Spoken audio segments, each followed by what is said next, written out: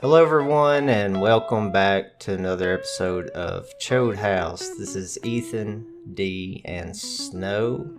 This is episode number 10, and I also just wanted to announce that we broke 200 listens to our podcast. Lord. So that's a good number. Yeah. That means, we're averaging around 20 an episode, which, I mean, is fine. We've only done, well, this is, like I said, episode number 10. So that's pretty cool. Thank you to everybody who has listened. I don't know who you are. I don't know. Surely there's something else you could be doing listening to this. Why? Or maybe you are doing something else. Maybe you're cutting the grass. Maybe you're driving to work or driving home. Or maybe you are working and you just need some background noise. And I'm okay to provide that for you. But thank you for listening. I still think you could do something better, but we appreciate it. Yeah, I absolutely think you could. Our next episode is going to be how to market yourself and build your brand with the Chode House crew. Yeah. I was gonna say we're gonna list out other things you could be doing rather than listening to the podcast.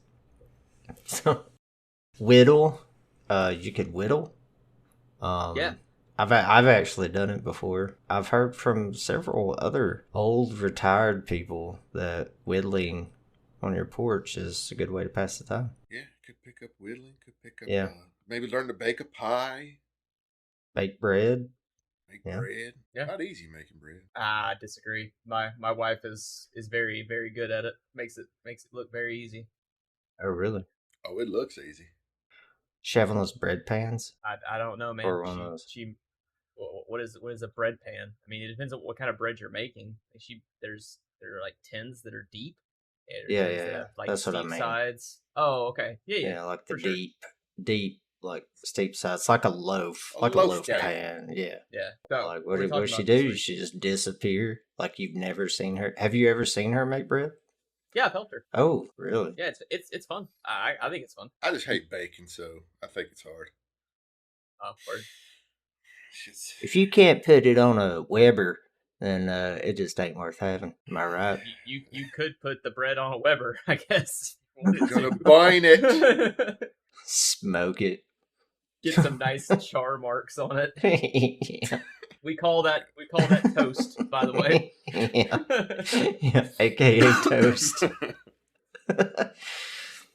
I remember the Mitch Hedberg joke where he's talking about Fritos that had grill marks on them, and he was like, "Hell yeah, reminds me of summertime. We throw down some Fritos." Like, come on, Dad. Flip that Frito, you know how I like mine. He's got him out on the grill.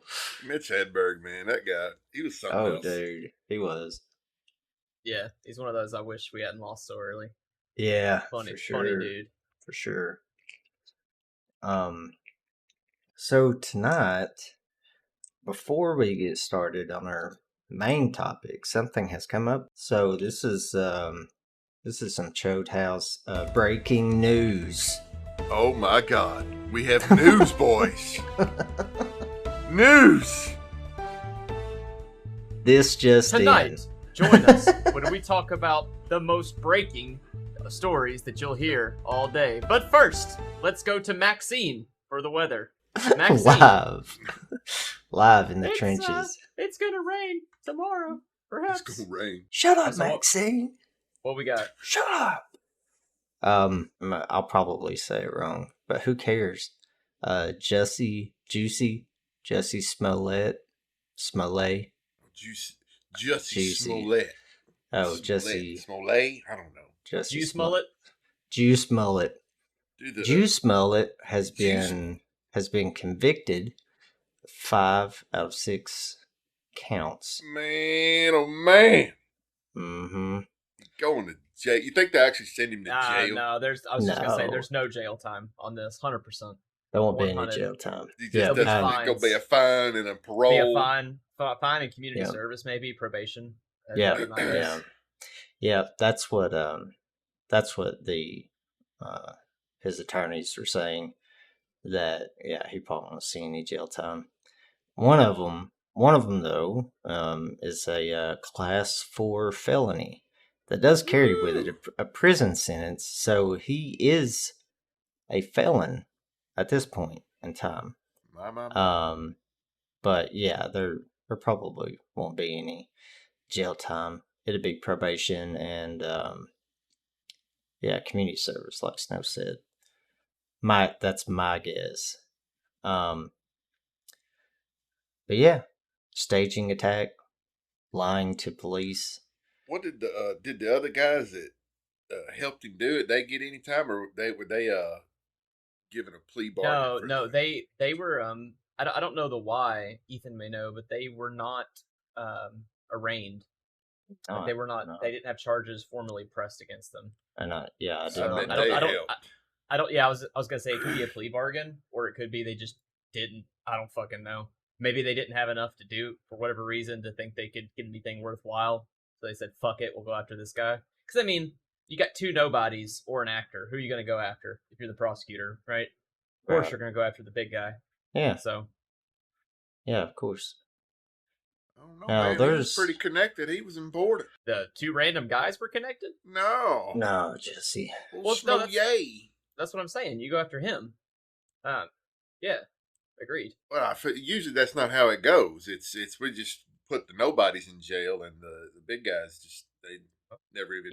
He apparently is not powerful enough to make that not happen. It's not that big. I mean, I guess not. He got convicted. He gonna get his boyfriend at CNN fired. Oh, what's his name? Oh, yeah. Lemon, yeah. Lemon, yeah. Don Lemon. He going down too for it, I bet. He got hit. Nah, he won't go down for it. I heard like one blip about that, and that was it. That won't pick up any kind of speed. No. It's like they are the media. Shit. What do you think's good? No, it'll be blown away. Propagandists. That's what I prefer to call them now.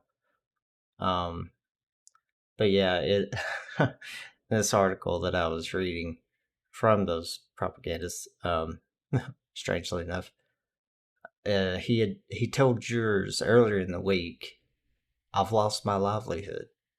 Oh no! Like, who gives shit? I'm confused. Sorry, who lost their life? What? Jussie. Oh, Jussie. Smollett, yeah. Oh, okay.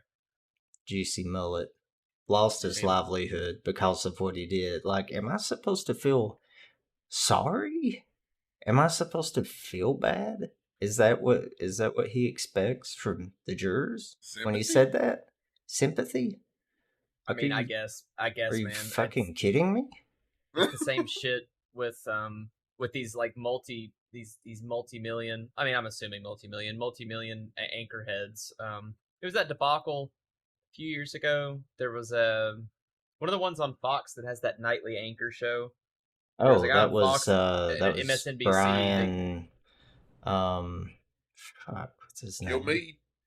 No. I don't remember. I know there was I know it was MSNBC and Fox. There was an anchor from each that was some fucking thing, and they did this sob story. Like, I vividly remember them breaking down. They're doing like not their deposition, but their statement or whatever, giving their statement, and they're like, I just my way of living and my family. Like, man, fuck yourself. Die in a fire. Who cares? Right. Should have thought about that. One of them, to lose, apparently. So, man, I can't remember his name now. Brian. I think this is different from what you're talking about, though. No, you're talking about the guy that lied about the helicopter, right? Yes. No, not him. Brian Walters or Williams. Brian Williams. I think. Oh, yeah, about being attacked in a helicopter. Yeah, I'm not talking about him. Yeah. I don't think. I'm talking about. Well, he was on MSNBC apparently. I don't know. There was for sure two, and I know it was Fox and MSNBC. So maybe he was one of the ones that was talking. Either way, point being, these people. It's just when you have anyone that's rich like that, it's like, I'm not saying I begrudge people for making money, because I don't. Not unless you're just murdering people to do it. But at the same time, when you get on the air and try and elicit that sob story from me, when your net worth is more than I'll ever see many times over, you're not going to get it, man. Yeah. You're not going to get sympathy from me for that. No. Oh, I will laugh. It would be hilarious. And give it a shot, though. I love being entertained. In my opinion, if Jussie's, God, fuck it, Juicy Mullet, if he gets a, just a light sentence like probation and community service, then that's sad. It's disgusting. I think that's what he's going to get, though. That's par for the course for people that have money. Yeah, but they was calling for whoever's going to do that. When we catch these people, these horrible individuals, when we catch them, they deserve the maximum sentence of 15 years. It's like, okay, we caught him. Yep. Now what? Right. Now 15 years it is, right? Y'all want to do 15 years still? No? Oh, why not? All 6 counts were felonies, Ethan, not just one. Oh, really? 5 of 6, yeah. Oh, man. They're all class 4. They're all class 4 felonies. Baby. They're up to 3 years in prison and or $25,000. Sentencing later date, blah blah blah, can be concurrent or consecutive, blah blah blah blah blah. Yeah. How can you square that? How can you square that? No jail time for 4 felonies? Class 4, I guess, because it's just. I mean, no one actually got hurt. Here's the thing. Go ahead. I was just gonna say I don't have an example in front of me right now, but it's I'm not defending the guy. Fuck him, especially for what he did, for trying to stir up something like a fake hate crime and for doing all this shit. Fuck this guy. Yeah. But worse shit happens and people get away with worse. This happened. Unfortunately, this isn't some breaking thing that only this guy's getting away with it because he's an actor, or because he's black, or because, no. I mean, shit, this happens. And like Dee was saying, he's not connected enough apparently to avoid the conviction altogether. But people that have money, or people that are connected, or especially if there's no victim, quote unquote, like there's no one died, no one did whatever. It's I wouldn't be surprised if they do like a time served, like because I think that's used for probation, where they say it's a suspended sentence or time served, where technically on your record it's as though you served a year in jail, but you never set foot in the jail. Yeah, that's right. It's like one of those things. So I could see them doing that plus a fine. But, what were you gonna say, D? I'm sorry. Yeah, go ahead. I was just gonna say, well, I mean, what if he started like a race riot? Right. In 100. Then it'd be a lot worse. Would it? Yeah, it would. Oh, I remain unconvinced, but I would hope it would. It should be. Yeah. But I'm unconvinced. And that's what I was going to touch on. That's it's still a real problem, even though, I mean, they're already saying that shit. Well, it's still a real problem, even though he wasn't honest about what happened. It's like, okay, but come on now. Yeah, well, you can have both, though. You can acknowledge that there's a problem and still deal with this instance, right? It's not or it's not either or. I'm sorry. You can do both. You can. I know you do. I'm saying to these people, like, you can. Yeah, sure, have the conversation, but also at the same time, deal with this fucker who did something illegal, and not only illegal, but just, I don't want to say emotionally damaging, because that's not quite what I mean, but kinda, right? Like culturally damaging. Yeah, culturally damaging. Yeah. The wedge is there already. Right. Why drive it? Why drive it? Yeah. I think because it's easy. It's people do it. It's people. Anyone that does it, no matter what quote unquote side or angle they take, they want attention. Or, I mean, maybe they're hateful too. That's always possible. Hatefulness exists, right? But they want clout or attention or whatever, and it's so easy. Like, you can find an angle to spin people up. So easy. You can make shit up with little effort, and depending on where you put it, you'll have people believing you. Like, make up an article about I don't know, 19 white cops killed 600 black people in the street in North Carolina in broad daylight while children clapped. And people be like, "Oh my God, I swear I saw it. I was there." And then and then you can be like, you can be like, Joe Biden put out fucking what's the Sardaukar death squads, and they're rappelling down. They're rappelling down from Blackhawks right now, and they're sandworms, and people are gonna share it on Facebook and go, as long as it's on TV and Facebook. You Louisa, I told you them Sardaukar, they's coming. I told you, sandworms. Seriously, man, it's awful. My cousin Jeannie, she got hit by one of those sandworms. She's never right, I swear. She didn't. She ain't been right since. I completely agree. Completely agree. But it's just that I can't help but think that, what Dee was saying about it being culturally damaging. I can't help but think about how much anger that incited in people, right? A ton. Mm-hmm. Yeah, and a lot. Potentially, of course I can't prove this, but how many people died, or how many acts of violence, or even not even physical violence, just hate towards other people did this bring out? You know what I mean? Like that's seriously damaging, and for somebody to lie about this, like, and bring in making sure that it involved like symbols like the noose, that has like a significance in the United States. By God, yeah, MAGA hats. Yeah. Okay. Like that. In Chicago. Okay. That's sure they did. That is serious, nefarious, evil. Well, it's evil. I agree with you. It is. It does all those things. But I think, I'm not saying you're saying this, but I've heard people ask similar questions, like kind of like a philosophical question, right? And I think it's unavoidable, and there's no resolving or answering that, because you can. Oh no, you can't legally prove it. No, I'm not even legal. I'm just talking about even as it's almost non-resolvable philosophically. I understand philosophical debates don't have to have a right answer or wrong answer. They're debates. That's what philosophy is about, right? But you can take any instance at any time, and if you're willing to rabbit hole it, it's kind of like when you're 5 and you ask a question and your mom and dad answer, and then you go, why? And they say, and you go, why? And they say, like, anything anyone does can be like, well, I wonder what happened because of this. Because of this one thing, these 16 people might have been offended. And then 3 years down the road, maybe because they were offended, they're driving one night and they remember it. Like, yeah, I'm not saying you say it. It just reminded me of it because I've heard this as a real argument. Yeah, or it's not butterflies this and hurricanes. Right? Yeah, like exactly. It's kind of, and is it true? Sure, maybe. I would challenge anyone to prove it, but I also think it's not worth discussing, other than if you're purely discussing it in a vacuum, like in a philosophical way, because you cannot change or affect it. And if you're trying to game theory or min-max life that much, you're gonna have a bad time. It's not the way you should look at things. Yeah, this is not how the world works.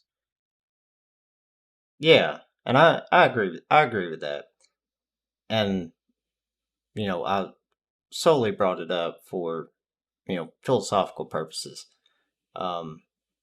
There's absolutely no way that you could prove that. And I will say, though, in this case, to your point specifically, the media ran with it for, I remember, like 30 days or so of hard coverage. Like, I know it was longer than that being talked about, but I mean, like, hard coverage, like probably 3 to 4 weeks, which is a lot. Like, in the media cycle, even when something, yeah, man. I remember for a few weeks of like of hard coverage. Yeah, it was nonstop. Yeah.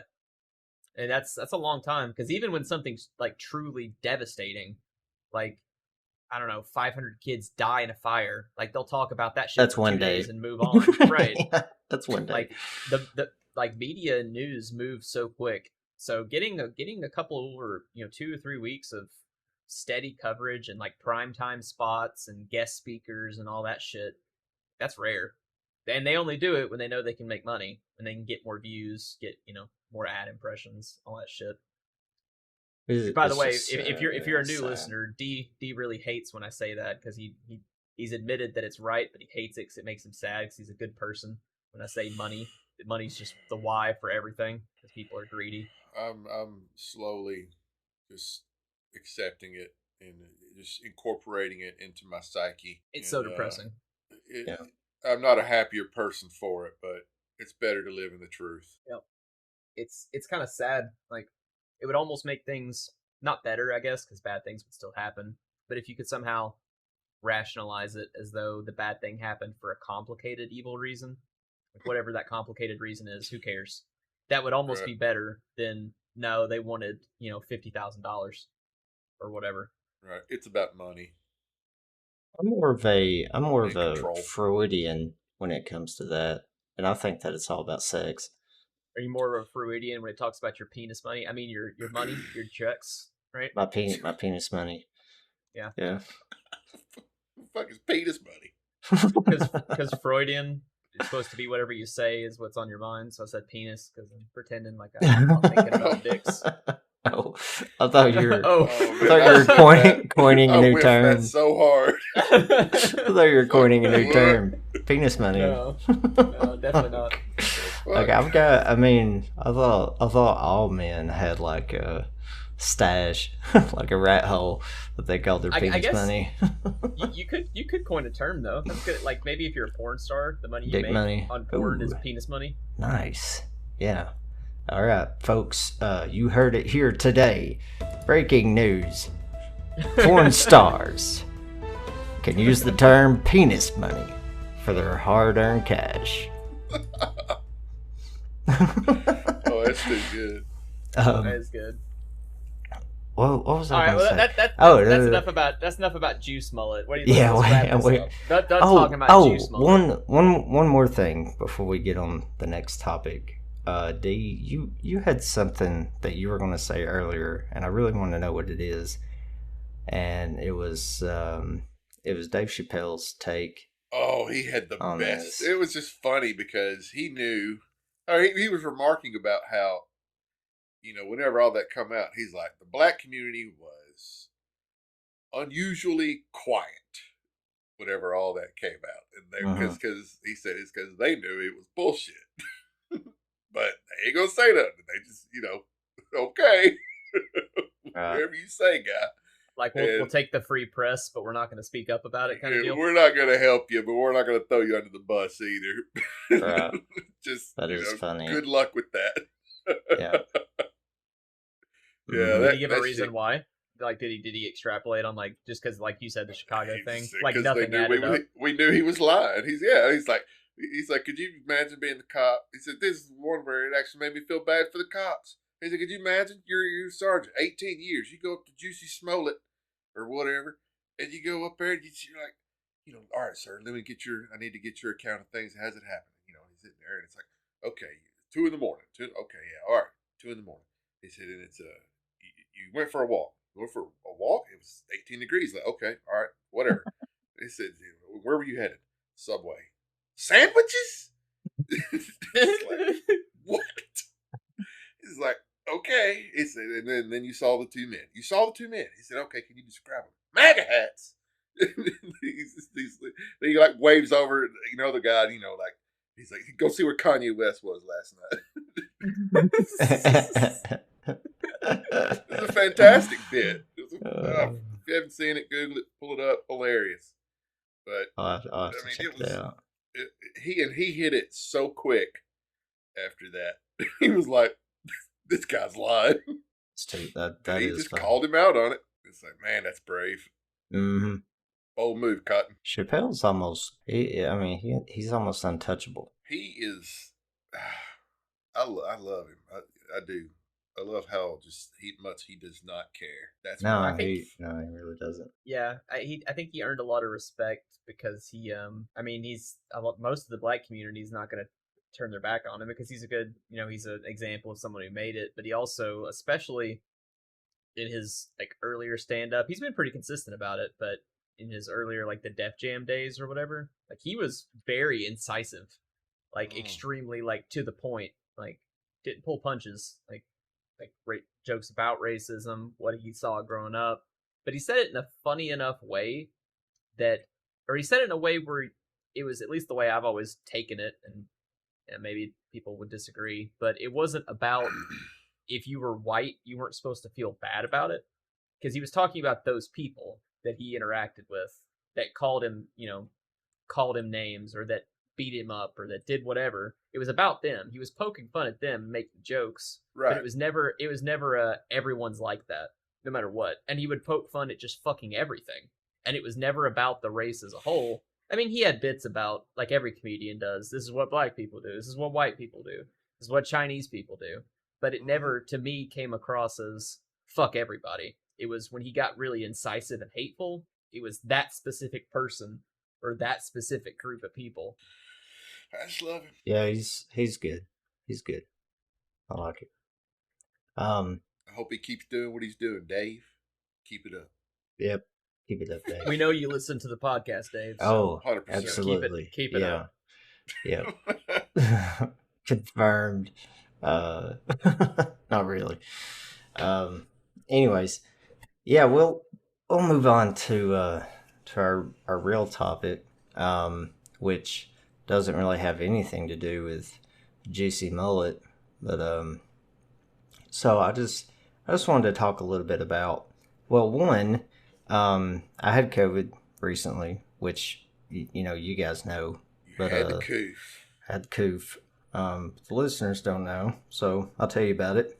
Well, a couple weeks ago, started out as sniffle. Had a fever one day, had chills, lost my taste, which was odd to me, at first, and kind of shrugged it off because I did a rapid test at home, and it was negative for COVID, so didn't think much of it. A couple more days passed. This is all like a week's time, about 7 days. Didn't think much of it, after I tested and it was negative, kind of let it go. So I felt all right. A couple days roll around, and my taste still hasn't. I mean, right now it's back, but a couple of days after I'd run a fever and chills, it still wasn't back. So I was like, that's strange. And I was super tired, just very, didn't have any motivation, just wanted to sleep. And so I figured I'd go to pharmacy and get tested, which it came back positive. So, and I didn't really, I have kids and stuff, and my wife needs help, so I can't really, quarantine myself, which, I actually think that my kids did get it, but literally it was like one day and they're fine after that. Absolutely fine. Like it was nothing, like my youngest she was pretty grumpy, had a runny nose and stuff, and she was acted like she just wanted to sleep a lot. Lasted one day. Oh. And she was fine the next day. So, and it's weired about like kids get the randomest shit that just fucking literally can kill them, like strep throat, and then they get other diseases that hurt adults, and they're like, whatever, I'm good. Yeah, fuck you. Fuck it. Yeah. It is weird. Children's bodies' physiological makeup is just insane. But yeah, I did the FLCCC protocol after I discovered that I had COVID. And a couple days after that, I'm just completely back to normal. So do you think that you're back to normal because of the protocol, or because you had already been like a week at the time? So it's really hard to say. Since I did it and I feel better, of course I attributed it to following the protocol, because that is what happened. So I don't have a way currently to prove otherwise. Well, you have to go to that other timeline and go check on Andrew that didn't do. Crap. Right. Yeah. I'd have to reach out into the multiverse and check on that Andrew and see how he did. There's probably infinite number of Andrews that didn't make it. Probably. They're all dead. Sorry, guys, but I just used my real name. I'll edit that out. That's what I uh-oh'd at. I was like, oh. Yeah, I was like, are you just going to keep using it? All right, cool. I guess here we go. I'll just keep rolling with it. Oh, yeah. All right, we'll edit that out. But yeah. Now, the interesting thing is, my dad came over during this time while I was sick. Now, my dad has been vaccinated, and he's got a booster. He got it. He's got the triple threat. Yeah. And he got it. He got COVID. And he caught it from you. That's right. Tested positive. Now, he didn't have sick is he? He's fine now. Well, no, how sick did he get? I mean, I'm sorry. Like how, he had, he said he felt tired, and he had diarrhea. That's it? That was it. Well, did he actually get tested? Yeah, he got tested. He was positive. Yep. It's interesting. I don't know, I guess that's a separate. It's kind of like the same thing. You can't really did the fact that he had the vaccines help his body fight it off faster, or would he fought it? It's the same thing with you, right? The protocol you followed. I mean, he had the vaccines and the booster. It sounds like he barely got sick. Don't get me wrong. I hate when I have diarrhea. It sucks to shit yourself all day. Well, that sucks. But that's in the hospital. Well, right, in the grand scheme of things, based on what the media or whoever, that's not that bad. So right, and I'm not saying at all that I don't think that the vaccine didn't help him. Actually, due to his age and his health. I mean, he's not in perfect health. He has high blood pressure. He smoked most of his life, but and so call him a fat man though. No, he's not. That's interesting about the smoking, because there's been there was a couple of studies about how y'all remember this. I think one of you may have told me that if you smoke, I sent it to you. Yeah, if you smoke, it's harder for you to get it, but if you do get it, it's worse. Like it prevents you from getting it. Mm-hmm. But if it, I don't know why, it's like the tar on your lungs. It's like a coat of armor or something. Well, there was a supplemental study that was talking about how it's works similarly for other things like pneumonia even. Yeah. Like it's slightly harder for you to get it, but if you do get it, you're probably fucked. But just maybe you don't get it.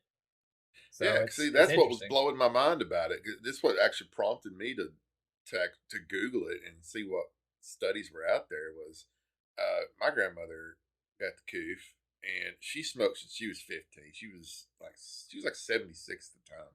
Or no. She's 81 now, I believe. She's 81 now. Got the Coof. She has smoked since she was 15. She has chronic obstructive pulmonary disease and is diabetic. Still didn't die. Went to the hospital. They didn't have to ventilate her. And she kicked its ass. Hilarious. That's crazy. I was looking at like funeral attire. I was like, hey, this is it. There's no way. I had to eat crow on that one. If I'd have bet I'd lost my ass. Oh, is she? Did you say she is vaccinated or no? I don't know. She may have been. Either way, 81. Right. It's like you're a goner, dude. Yeah.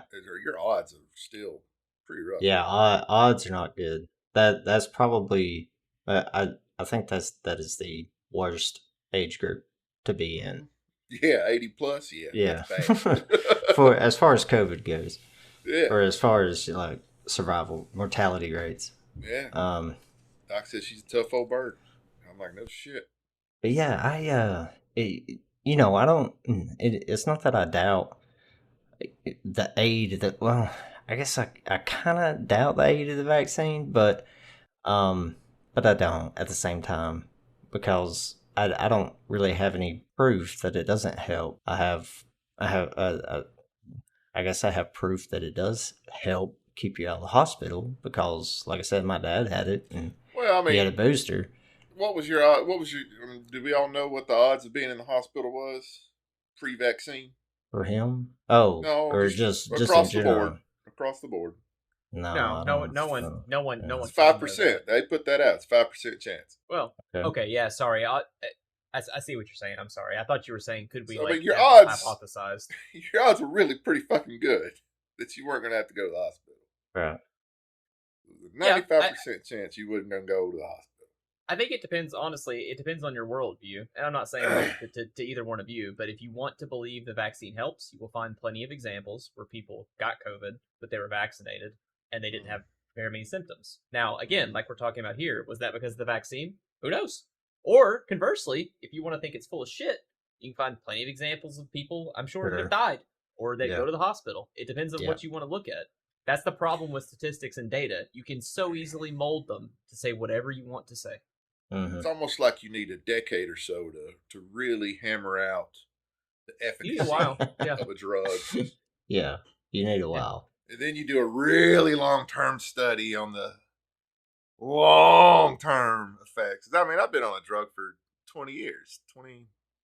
Almost 20 years now. But it's a very well-researched drug. We know what it does. We know what it doesn't do. I will probably be on this drug for the rest of my life. Yeah. It's made out of the still beating hearts of children. I mean, and it's perfectly fine. You have to tell me, you didn't have to out me like that. Adrenochrome, available at CVS near you. That's what keeps me fit and young. Right. Well, so the thing is, right, and this becomes like a thought problem. We don't even have to think about it with COVID. We can make up a new disease right now. We can call it cabbage disease. So if you have a disease that comes out, it's awful, right? Makes you feel terrible. Cabbage disease comes out, and you think it's dangerous. You think it is because it's brand new, right? It's emergent, and you think it has a mortality rate of 6%. So it's new. It's as far as you know, it's new. Even if it's morphed from something else, you've not seen it before. So do you wait 10 years to do studies and just hope 6% of you? I guess fuck off. I'll see you in 10 years. Or do you do what you can do? Now, I'm not talking about the political aspects. I'm talking about just the medicine. Well, that's exactly where it goes. No, but that's why I called it cabbage. Like it's a thought exercise. All right, but you can't ignore the reality of the situation. No, I'm not saying you can. But so you're you don't wait 10 years to study it. Of course you start immediately. You start trying to figure it out immediately. But no one's arguing that. My issue with the 10-year thing is the other drugs that are pushed as helping, which there seem to be studies that show they do, like ivermectin. There's not been 10 years of study for ivermectin for COVID either. Nope. So why are we okay? But we have 50 years of study that we know it's safe. That's not what you said, though. You said efficacy. You're right. You got me there. I did say efficacy. But, so if you mean safety, like safety or side effects, it kind of goes all the way, all the different ways, right? Safety, efficacy, long term. Did you know it's not safe if you take it with loratadine? You know what loratadine is? I'm sure you take it every day. Probably allergy medicine, right? Yeah, ivermectin has a serious co-indication with loratadine. Fucking loratadine. So don't do that. But okay, I'm just illustrating. So how'd you figure that out? By the way, they probably figured that out over the 50 years they've been studying it. And you tell me how many people that just want to shove this down their mouth are going to look at a drug interaction chart. I mean, that's why you're supposed to talk to your doctor. You're an exception. You're not the rule, as you like to say. You're an exception. So I don't know. It's I don't know if that's a good argument because. I mean, it's not an argument. There are tons of drugs. Oh yeah, with tons of also interactions. have a bunch of like there's 1,000 drugs out there that say do not take with alcohol, but so there. I used a specific. I'm not obviously I'm not a doctor or pharmacist, but a serious contraindication is very different than a contraindication. There are thousands of drugs that have thousands of contraindications to everything, but to get the term serious, that's a very specific term with pharmacology, very specific. And that means don't fucking do it. I would also say that there are probably a lot of drugs that have that. Yeah, no, for sure. So I've been on several that you look on the back and it's like you look at what you can't take with it and you're like, God damn, have y'all fucking tested any of this? Yes, like, they did. That's why they know don't do it. Well, I know. It's the list. I'm agreeing with Ethan. The list is really long, but it's interesting to me that I don't necessarily think it's an unsafe drug, but there are a lot of very common interactions with it for drugs that are common for people to take, especially for older people, like atorvastatin. I think this is the article. So this is something I think you linked, actually, Ethan. This is the FLCC protocol, the most updated publication. It's like 60 something pages, 64 pages. Yeah, you target audience there's doctors. Yeah, no, I already admitted I'm stupid. I don't know what that's why I'm reading through. But there's a chart though that gives contraindications, and that's where I was just saying that's where I'm pulling some of this from. But it also talks about it talks about that they're it gives like the dosage they recommend, and they also are very specific. They only recommend where did it go? They only recommend it. They have like phases broken out, and they say, hey, this drug's good here. Okay, so they say that if you take hydroxychloroquine once you've entered the pulmonary phase, it will harm you. But they say if you've taken ivermectin is somewhat to benefit throughout all three phases. Corticosteroids only benefits you in the pulmonary phase. Hydroxychloroquine has somewhat benefit with a question mark in the symptomatic phase. But if you take it later, it says harm. And I don't know what the definition of harm is. I assume that means bad. I don't know. Just taking a guess there. But that's a pretty good guess you got there. No. You see, that's a physician's term. It's actually a good thing. Yeah. And this is find out why next week. Gout medications on here too, by the way. Colchicine. I actually haven't heard. Have y'all heard of that? Colchicine. No. Or colchicine. It's a medicine for gout, and they have it listed as possible but unclear benefit. Oh yeah, they had there was a couple of things on there that I was like, really, I should take that. I don't know. So I guess to cover my tracks a little bit, when I say I followed the protocol, I followed it within reason for myself. Yeah, you did the smart thing. You adjusted it to your own. Everybody's different. Just because someone publishes something doesn't mean it'll work for everybody. And when I started it, I was definitely in the pulmonary phase. We are not doctors. This is not health advice. This is not health advice. No. Yeah, absolutely not. You know, my experience with COVID is going to be vastly different from someone else's. You know, case in point, my father, felt tired and had diarrhea. But I feel like we kind of went off on a tangent there, which is fine. But going back to the original point, I have firsthand knowledge here that the vaccine does not keep you from getting COVID or transmitting it, because if you got it, you can transmit it. And so I mean that's as close as I'm going to get to knowing that the vaccine will not keep you from getting the virus. Yeah, no, I think that was extremely poor wording, and I understand there's a political aspect, but I mean I heard it from some agencies. You know what? It's not political though. It's money. It is money. It's just money. Yeah, Pfizer. I'm gonna blame Moderna and Moderna and Johnson & Johnson as well, but Pfizer's seems to be the worst because they keep winning the contracts. So it's all three of them, with I think them the worst offender in this case. Yeah, it absolutely is money, but I take issue. I think there were poor word choices made from the honest people. I'm not gonna, obviously I don't know who those are, but let's be very high level general, and let's say there's two types of people here. There's honest and dishonest. Okay. And by honest people, I mean doctors that are actually trying to help. Like they're like, okay, this is kind of a big deal. Let's try to help and figure out what to do. Okay. I think they used bad terms as well. Now, I'm not a doctor. I'm armchair quarterbacking something I was not a part of.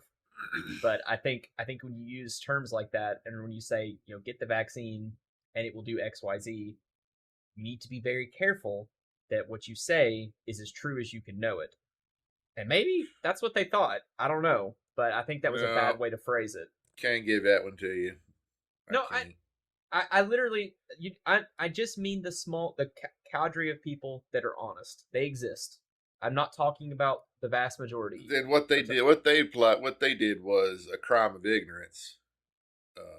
They had a duly. Their charge is to know and research this stuff, and to inform the rest of us ignorant son of bitches who aren't in the medical community. And for them not to do that violates implied consent. 100%, in my opinion. I'm not a lawyer either, but I mean, you can't just back up and say, well, we didn't know. Well, you killed some people, you damaged some others, and you saved some, maybe, we hope. But the fact is, you didn't know. You said you did, but you didn't. So, sorry.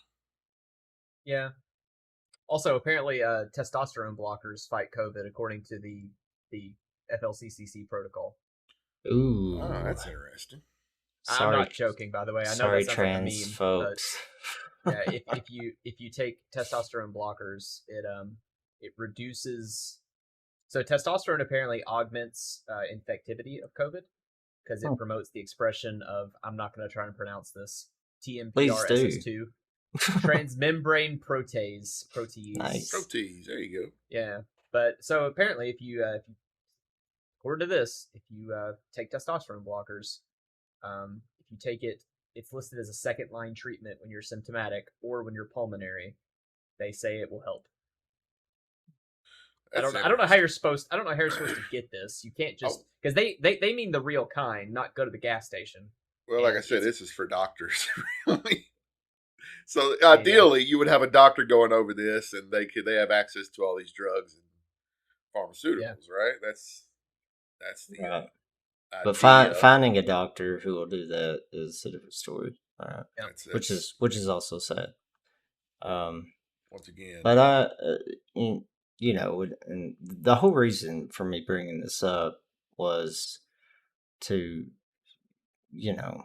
illustrate that vaccine mandates are being pushed for the wrong reason. What reason because are they it's getting not pushed? that they say that that's the only way that they're gonna. Well, okay, that's an excellent point because because they say drive on. They say that it is going to help fight the virus.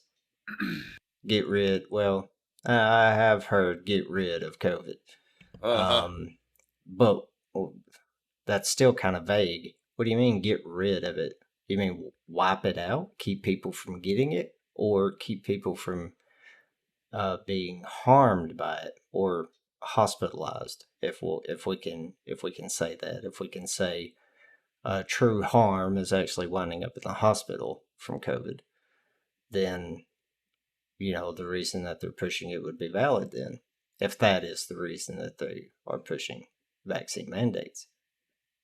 But when you say things like get rid of COVID, fight the virus, to me that sounds like eradication of the virus, which vaccines will not do. And so how do you have grounds for vaccine mandates when you can still get the virus, you can still transmit the virus? It may keep you out of the hospital, which I think is a good thing. I think that's a wonderful thing. That's a very fucking good thing. I think that should be the goal. That should be like the minimum viable product, to use that phrase for a vaccine, is to keep you from going to the hospital. Absolutely. Yeah. Keep you from going to the hospital. Nobody wants to go to the hospital. No, people don't want to die. Well, other than doomers, I don't want to die. I'm perfectly fine being here, so. I'm ready. Not really. Doomer. I don't want to live forever. No, I mean it's money. That's what it is. So it's money. It's So it's money. Politicians. They are helping Pfizer and Big Pharma, and they're just scratching each other's back, man. It's like, look, all right, this is the deal. We're gonna make it. We're gonna, even though we do not have the authority to do this. Well, I'm gonna speak for the United States here, not other countries. Even though we do not have the authority to do this, we're gonna go on and move like we do. We're gonna make policy and make all these quote unquote mandates, and we're gonna act like we do, and then we're gonna give you guys a blank check and indemnity. Mm-hmm. So market your asses off. Give them, however many doses you can possibly give them. We don't care, And then as long as you keep the money coming to us for our re-election campaigns and slush funds and da da da da da. It's By the way, we're gonna go ahead and print that money from you, Fed. So appreciate you. Give me $3.5 trillion or whatever the fuck. It's just elites playing games with us. Yeah, I don't know how we wound up in this. Well, why does everything have to become part of the culture war? Every little fucking thing. Because the internet. I mean, a lot of reasons. Internet. I mean, so I do believe that, like, politicians. I firmly believe this. Politicians and business corporations and stuff have been as evil, sadistic, money grubbing, whatever term you want to use, for decades and decades and decades. However, people they trusted more. And obviously, I'm making sweeping generalizations because you have to. But people trusted more. Didn't have access to information. They weren't as willing to question it. And now, maybe to a degree, you're too willing to question. Which, okay, I would take too willing over not willing enough personally. Sure. But now people are willing to question, and they have access to information, and you can't get away with as much shit. Now, obviously, this is kind of silly for me to say out loud because there's definitely stuff going on we have no idea about. I'm not saying we're omnipotent, but if you look at we got all the answers. Right. But if you look at shit that happened during the last 4 presidencies and compare that to, I don't know, fucking 70s and 80s, like, just there's so much more shit that comes out in the open. And companies doing shit, not even presidency, even leaving politics out of it, like corrupt business deals, and like it's insane. So I think that's what fuels the culture war. I say all that to say, if people in the 80s had access to this information, there would have been a culture war then too. We'd all be dead. Oh yeah, probably. Yeah. I mean, it's people are mad, and they have a right to be. They're finding shit out. If ignorance can be bliss, and then when that ignorance goes away, it's like, well, what the fuck? You mean they're doing what to me? No, fuck you. It's a hard. Sorry to say this, but it's a hard pill to swallow. I think that's a lot of the reason for the strong arming of the public globally, right?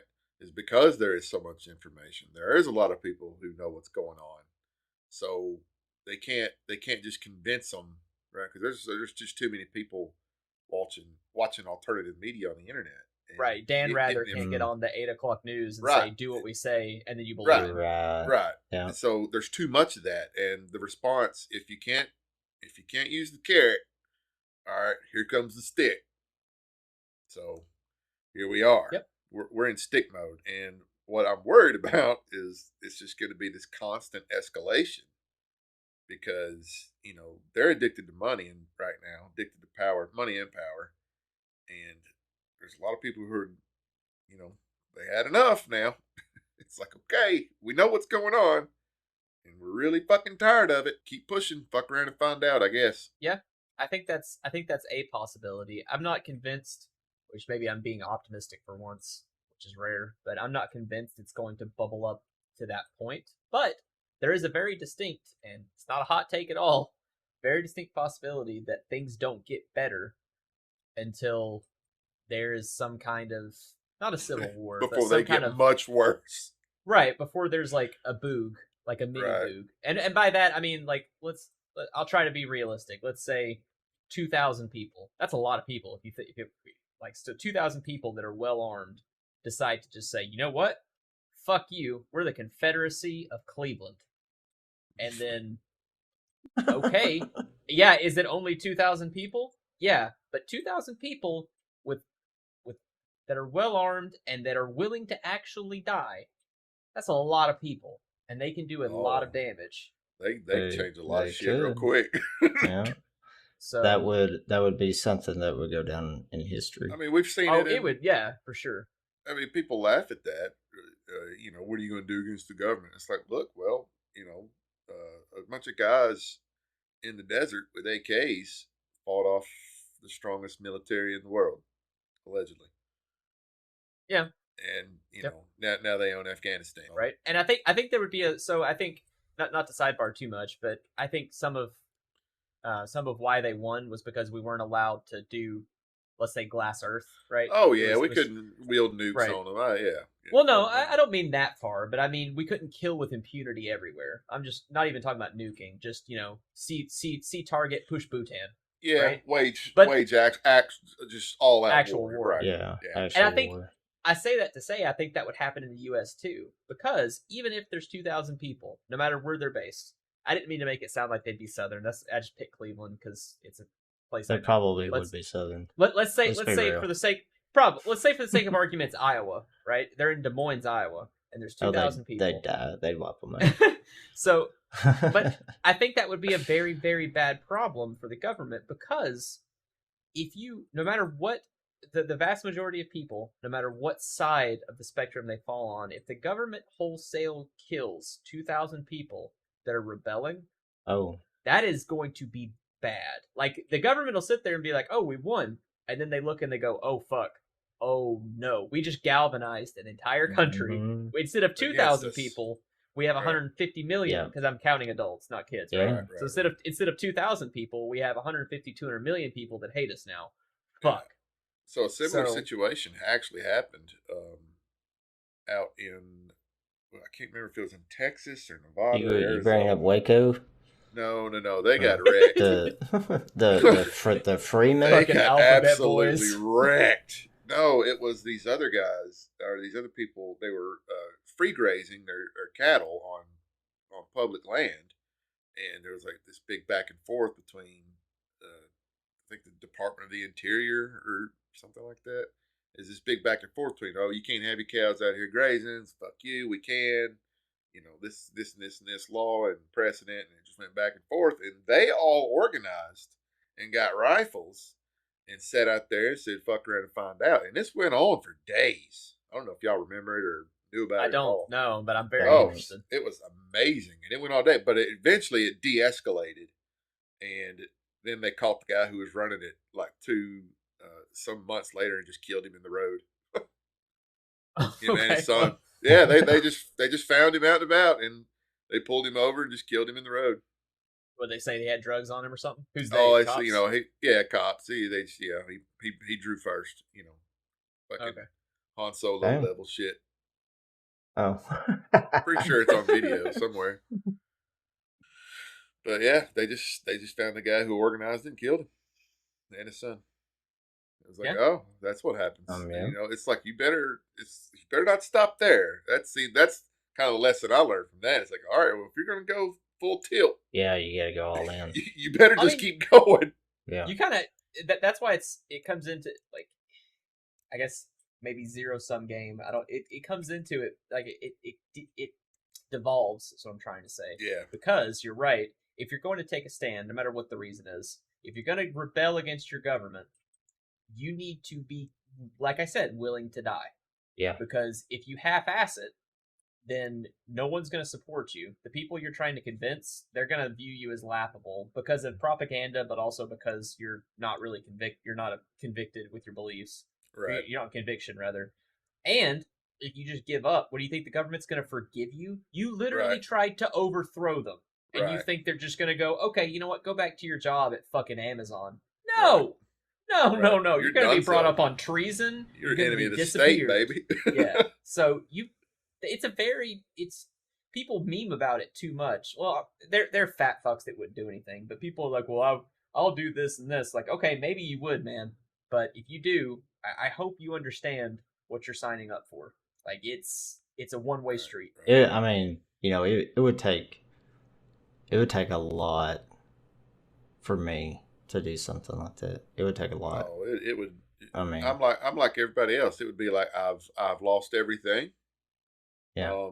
I'm hungry. I have no other choice. Yeah. And that's where I am now. It's there's no more circus and peanuts. There's only pain and suffering, and and I'm armed. What have I got to lose? I mean, right. Yeah. Yeah. That's what it's going to take.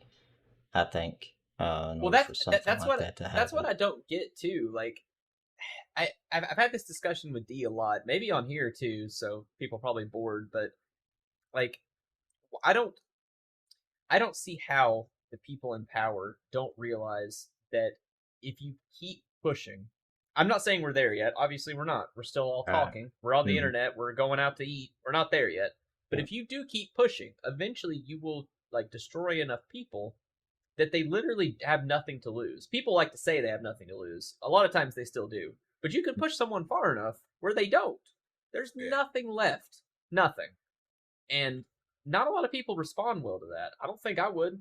I mean, I don't think you guys would either. So why do that? Like, if your goal is to control people, don't push that hard. Listen, NSA agent that listens to this podcast, tell your boss to fucking ease up a little bit. Don't push that hard. You can still control people. You don't have to keep going. You can have all the money and power. Just slow the fuck down. Like, how is it seems so obvious to me. If there's this giant cabal of people, you would think they would fucking understand. Like, hey guys, do you think we might give them like a couple of years off? Like, they're gonna eventually kill us if we keep going. I think they're just trying to find the limit, man. I think they're okay with finding. I think they're okay with testing the wire. To see, all right, am I going to get shocked here? I think they're fine with that because they believe fully they're insulated from it, and they are, honestly, unless they just absolutely tear it the fuck down. They are insulated. I mean, they've been around a long, long, long, long, long, long, long time, and so why would they think otherwise? Why wouldn't they think they're insulated from finding the limit this decade, and then we find the limit the next decade, or then 2 decades later, we keep finding that limit and we keep pushing them, pushing them, pushing them. They think they're marching towards progress. I think they're marching towards madness, but maybe I just can't see the big picture. I do think it's going to take our version of Tiananmen Square, like the example I gave, 2,000 people rebel and they're mercilessly massacred in the street. Yeah. I think it would take that. I think if that happens, I do think at that point they've lost. Like, you're fucked. Like, it's that's I don't see how you come back from that. And I'm sure plenty of smart asses would be like, well, but they kill hundreds of thousands of people. It's like, okay, fucking haha, good job. Right. I'm talking about on CNN, 2,000 people, you go firing squad style and just mercilessly kill them. Like, at that point, you're done. You fucked. You fucked I can't remember who said it, but they said 1 million deaths is a tragedy, but 20 deaths is a million deaths is a statistic. 20 deaths is a tragedy. Yeah. I've heard that. Yeah. I've heard variations on it, and it's true. Like, because you can name them, you can put their picture up there, you can tell their story, and on and on and on. But kill 1 billion people, it's like, well, who knows? Well, I didn't know them. It's something. There's actually a psychological term for it too that escapes me, where our brains, silly little monkey brains, aren't so good at thinking about large scale stuff. So when you minimize it, or not minimize it, but reduce it, like you're saying, like 1 million people die a year from fucking AIDS. It's like, yeah, plenty of people think that's awful, especially if they're one of the people that are affected by it personally. But that's not doesn't have the same weight as, oh, these 20 students were gunned down because they protested. It's like, they what now? Right. I mean, look at Kent. It was Kent State, right? The thing in the 70s? Yeah, Kent State. I mean, that's why those things stick out, right? Kent State, Waco, the Bundy. Was it the Bundy Ranch, or was that Waco? That was Waco, wasn't it? That was the Bundy. Yeah. I think so. Yeah. Wasn't it? Yeah.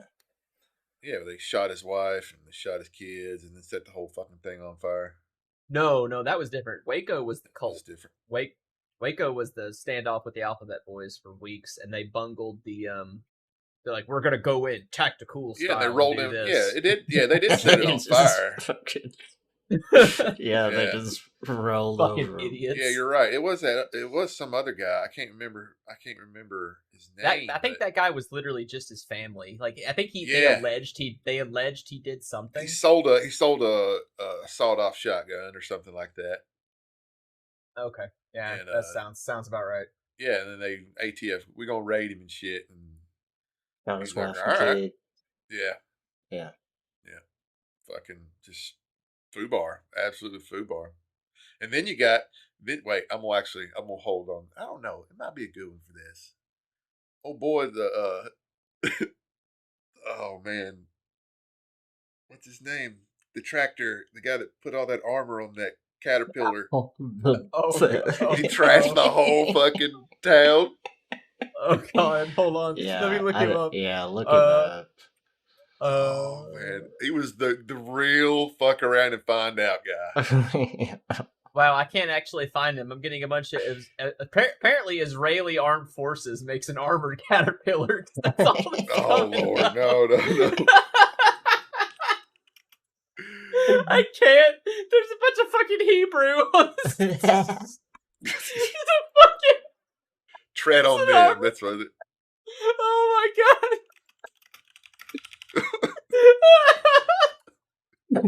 We killed him. He's dead. Fucking shalom.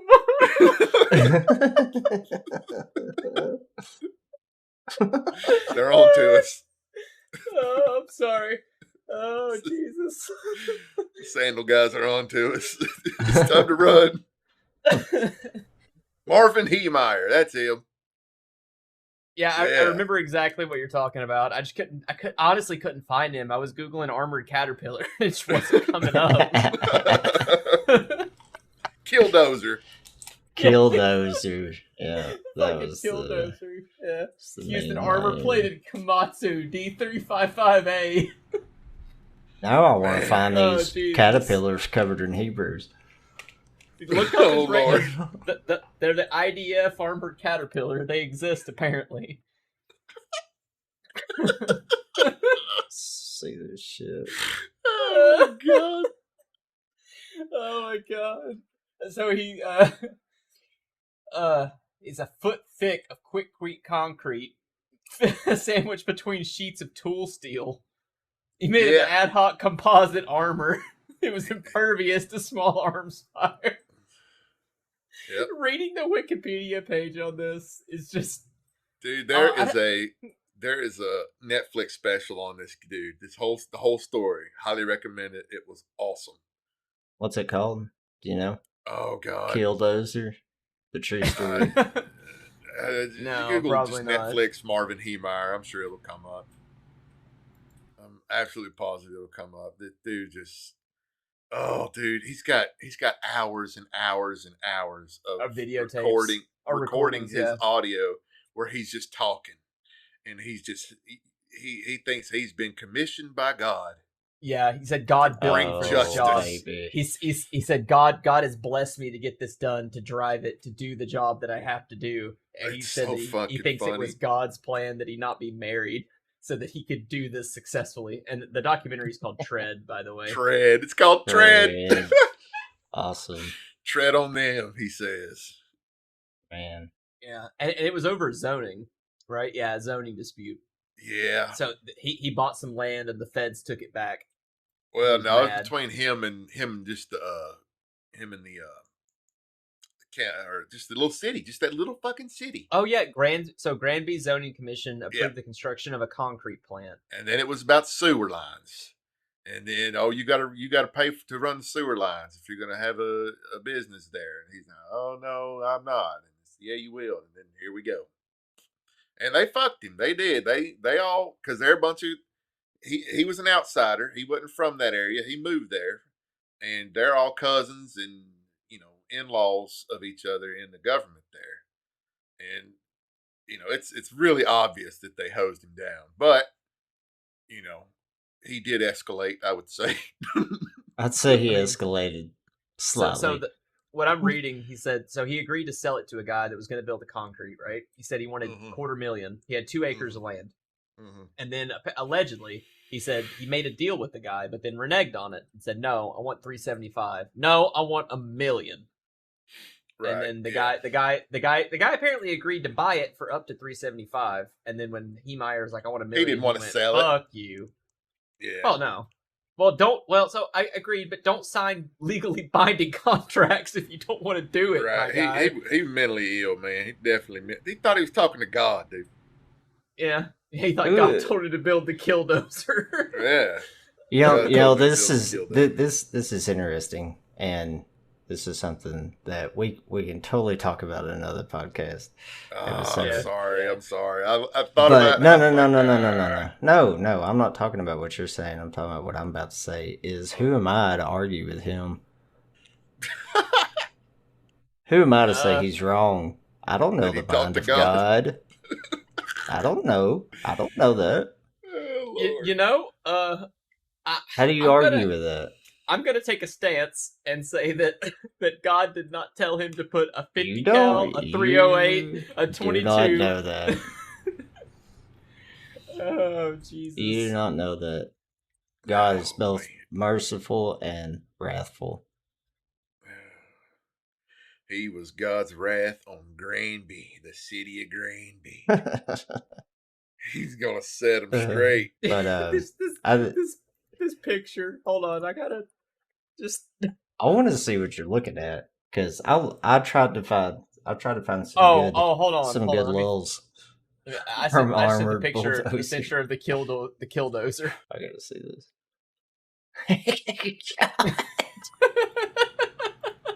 Imagine that thing coming at you with 3 weapons, and he had video cameras. He mounted video cameras outside it so he could see where he was going. Dude, he rigged up pneumatic lines that would shoot airburst on the camera lenses to keep dust off of them. Oh my God. He could and hit it, and it would blow air on the cameras to keep them clean. Okay, whoever is listening, please look up Killdozer. Please, do it. And then here's an Israeli, an IDF armored caterpillar. Good God! Look up Killdozer and tell me that he wasn't sent by God to do that. Look at that 50 cal on top of this Israeli thing. This thing's like a boat. It looks like a cabin from a boat with a 50 cal on top of it. It's a hell of a turret.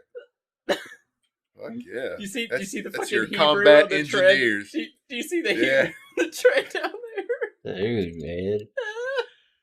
Combat engineering, baby. I see that on the tread.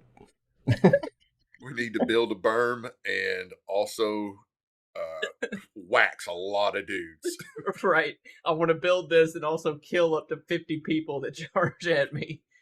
Dude. Jesus. I mean, if I'm going to have a dozer, this is gonna be it, right? Oh yeah. I mean, why would you settle for less? Oh man, that thing's. It's skookum. She skookum. She definitely skookum. Yeah, she is skookum. Beautiful. All right, sorry about that. So it gets about that time, boys. Yeah, about that time, and I want to leave everybody with something. Uh-oh. So I was watching this video, this interview with Elon Musk today. I really like Elon Musk, and I think he's a smart guy. And this is a quote from him. "Government is simply the biggest corporation with a monopoly on violence." Ah, yes, the libertarian stance. Yeah, they're the only ones who can do violence legally. Yeah, I mean, yeah. I'm not wrong, though. Yeah. No, he's not right. Yeah, it's a quote. Unless we count like Blackwater. Well, yeah, then you start. You can nitpick a lot, I guess. It's a blurred line there. It's still they're operating under the auspices of the government. So, but I do also want to add that we are in no way trying to incite anything. No, please don't deplatform us for our 200 listeners. Please do not send the ATF. Just saying, we're not for anything like that. We're definitely anti-violence. So we're. I mean, yeah, memes off. I don't want people. I mean, most people don't want people to die. That's not a hot take. No, I've already been to war. I don't want that shit again. It sucked. Yeah. No. Fucking sucked. Let's not do that. That's why I laugh at people. They're like, "Oh, we need to do this." Oh, okay, big guy. Wait till the fucking bullet whizzes past you. You tell me you want to go get in that thing again. As always, thanks for listening. Stay safe. Stay mindful. Have a good night. Later. Later.